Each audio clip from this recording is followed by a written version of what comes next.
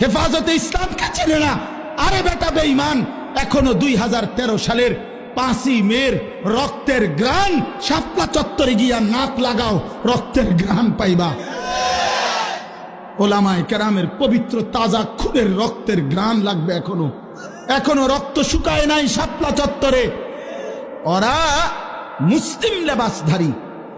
আরে কোনো কাফেরে মারলে মুসলমান মেনে নিতাম, যে নেতানিয়াহু মারছে, মুদিয়ে মারছে, ট্রাম্পে মারছে, মনটারে বুঝাইতাম।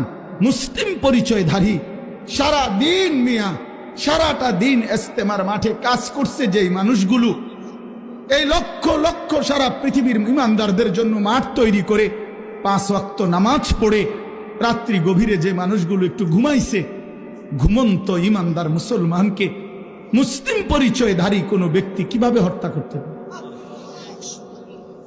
কিভাবে রক্ত ঝরাইতে?